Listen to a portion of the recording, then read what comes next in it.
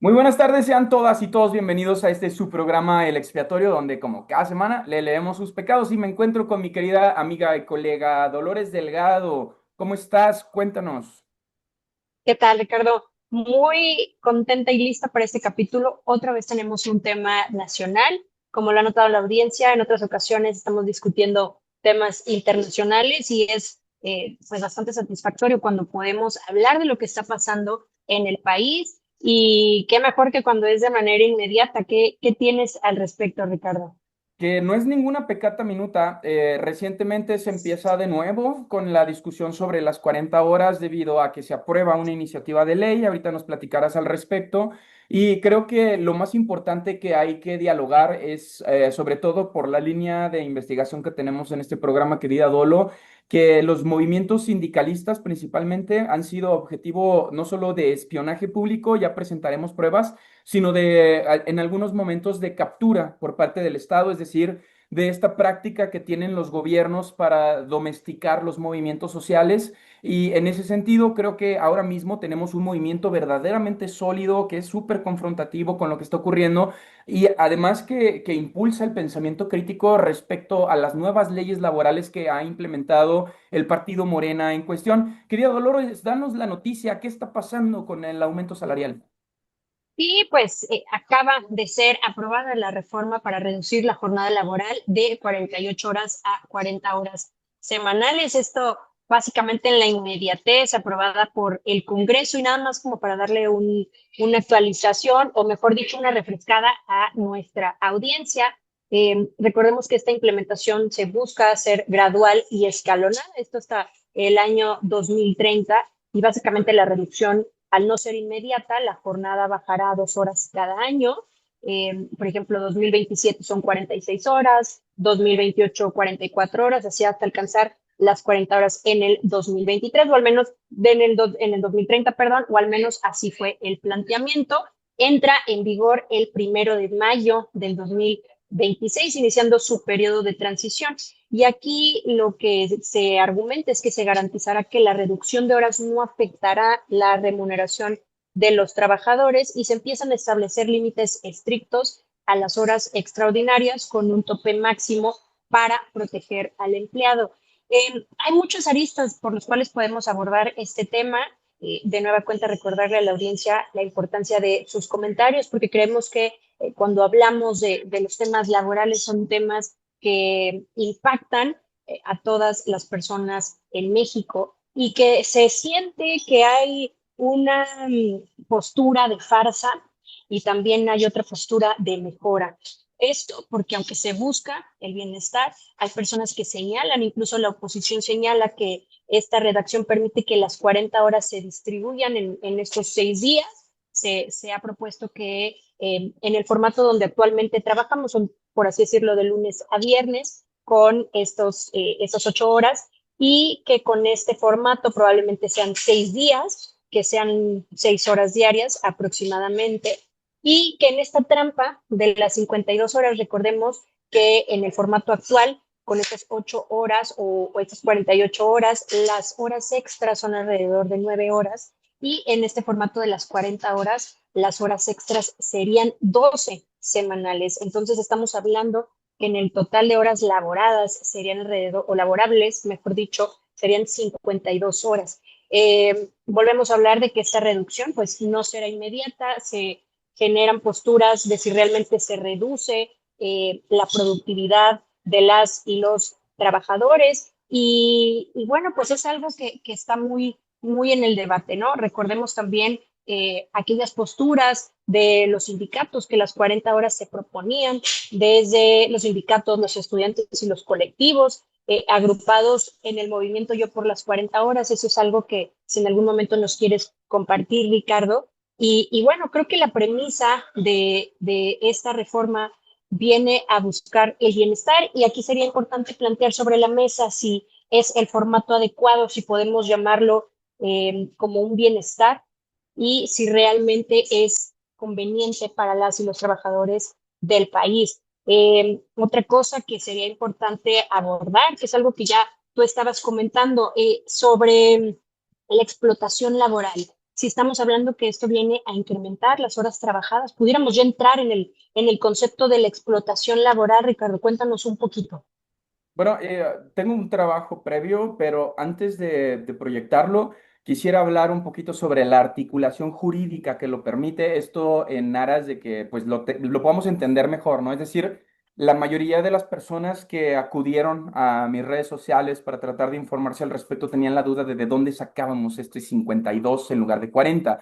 Entonces voy a tratar de ser lo más claro posible, no lo prometo, pero espero ser muy claro, ¿no? Claro, El artículo 123 de la Constitución Política de los Estados Unidos Mexicanos, es decir, la Federación, en su apartado A, fracción primera, establece los límites de la jornada laboral diaria, es decir, 8 horas en turno diurno, de día, 7 en turno nocturno, de noche, y 7 horas y media en jornada mixta, o sea que pueden transitar en estos dos horarios. A partir de esta regla se constituye el estándar o lo que regularmente conocemos como la jornada de 48 horas. Estamos hablando de la ley previa. Y considerando particularmente 6 días de trabajo. ¿Por qué es importante 6 días? Porque la nueva ley no dice 5. Dice otra vez, deja abierta esta puerta y dice otra vez 6, ¿no? Pero no lo dice concretamente, lo dice a través de las horas. Es ahí en donde está el artilugio político, ¿no? Y bueno, las horas extra, no se desarrollan en la Constitución política, se desarrollan en la Ley Federal del Trabajo.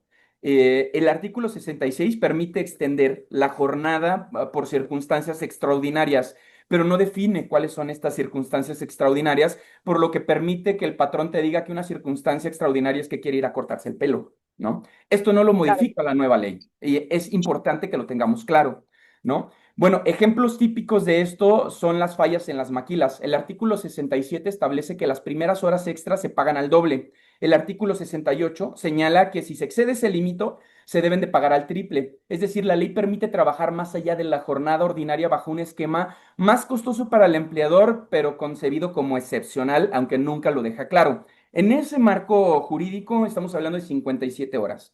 Y aquí aparece el problema estructural de la nueva ley. La ley define las horas extra como extraordinarias, pero al no precisarlas con rigor qué situaciones la justifican y qué no, deja un margen amplio para la interpretación. Es decir, otra vez, el empleador te puede decir que quiere acortarse el pelo y es una jornada extraordinaria. Y lo que sí legaliza Morena con esta iniciativa de ley son jornadas de 12 horas, Dolores.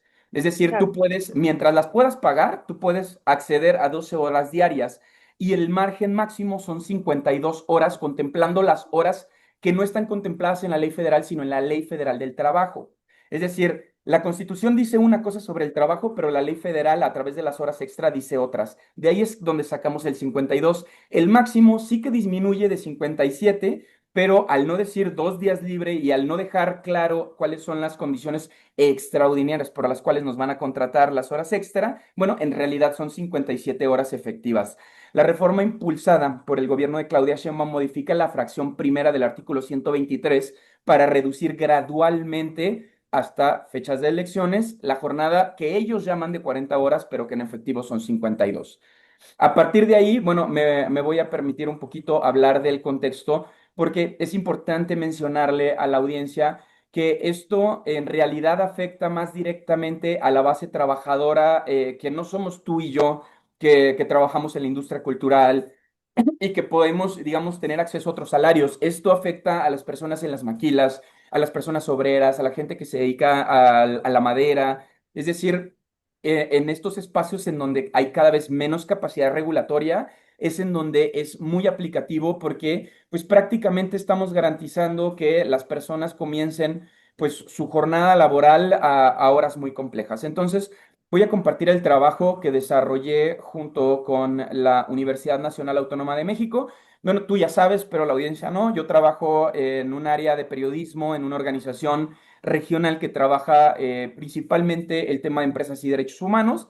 Y en aras de eso publicamos hace algunos años este trabajo en donde calculamos el tiempo preciso en el que una persona obrera produce el valor total de su salario. Es decir, en cuánto tiempo tú haces que tu patrón gane lo que tú ganas al mes. Y los resultados son apabullantes.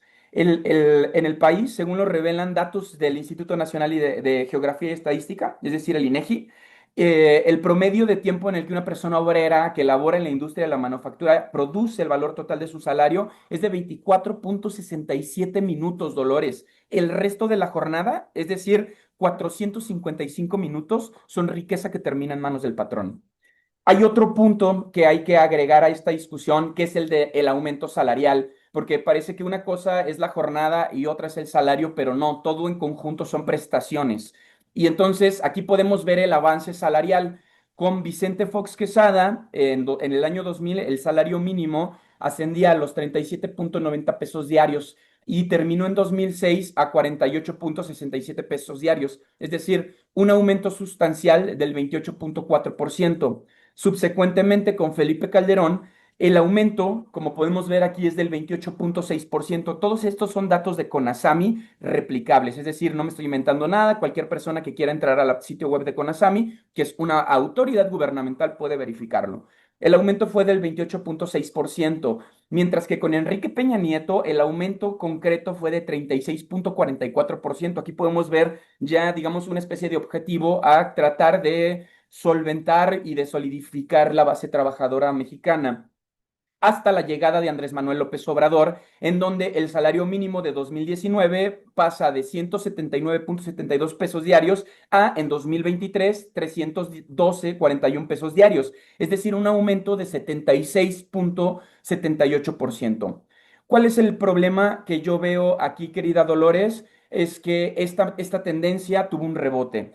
Al 2024, con Claudia Sheinbaum, el salario mínimo creció de 248,93 pesos diarios, es decir, a 315 pesos, un aumento del 26%, muy por menor del sexenio foxista, del sexenio de Felipe Calderón, es decir, si hacemos unas tablas, el promedio, el aumento salarial que está otorgando el gobierno de Claudia Sheinbaum va a ser una tasa regular a la del panismo si seguimos en esta tendencia. No podemos simplemente aumentar de golpe y después reducir mucho menos que cuando llegó el panismo, porque eso lo va a resentir directamente la bolsa de la base obrera. Y en ese contexto, pues ni le diste las 40 horas y ahora puede trabajar 12 horas si es que te pagan las horas extra, porque muchos sectores no pagan horas extra y Claro, bueno, eso no lo necesito refutar. Por eso el chiste es cuando un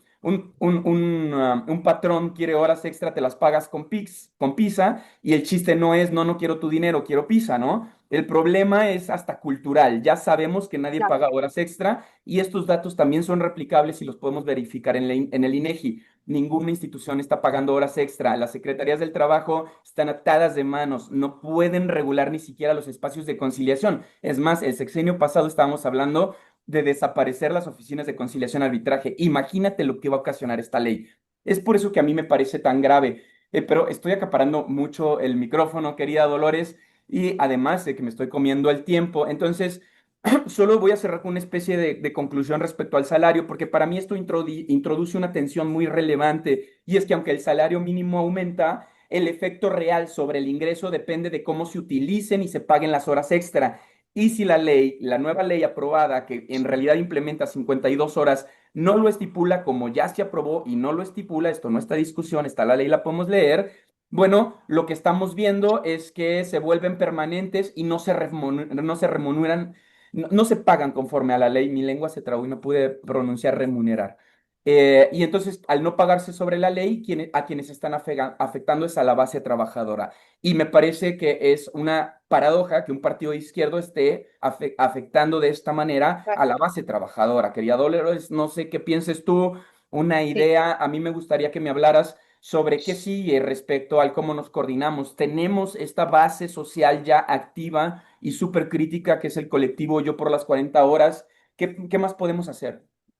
Sí, me parece de así impacto toda la información que nos compartiste porque deja claro una cosa. La competitividad en México se ha basado a partir de jornadas largas.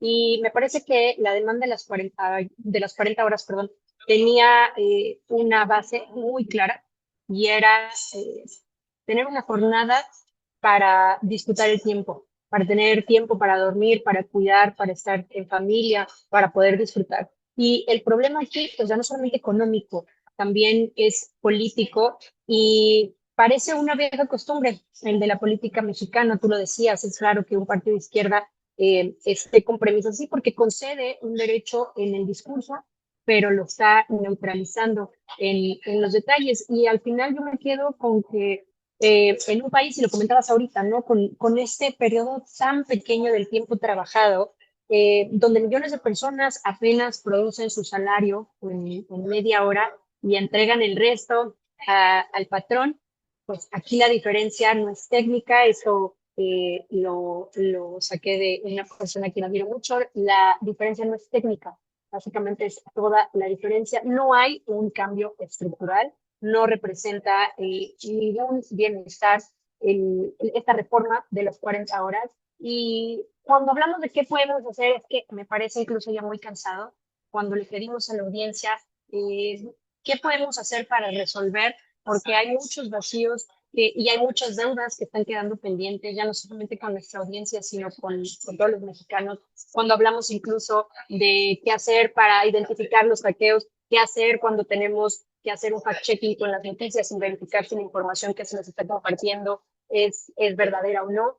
Y ahora, con el tiempo de las horas remuneradas, a mí me parece que cuando ya nos involucramos o ya afectamos el bolsillo de los mexicanos, es algo muy delicado, ya no es algo a lo que puedes apelar a la esperanza y al bienestar, porque ya no hay bienestar como tal. La economía mexicana se sostiene, tú lo acabas de decir, por la clase trabajadora y me parece que hay una deuda todavía pendiente y que las 40 horas no representan ningún cambio estructural benéfico para ello. Yo me quedo con eso, Ricardo. Te mando un abrazo muy fuerte con mucho cariño y agradecerle también al amigo Jesús por este espacio. Pues yo nada más cerrar que para ser justos, el cálculo sobre el aumento salarial todavía tendrá que caminar durante esta parte del final del sexenio de Claudia Sheinbaum, pero al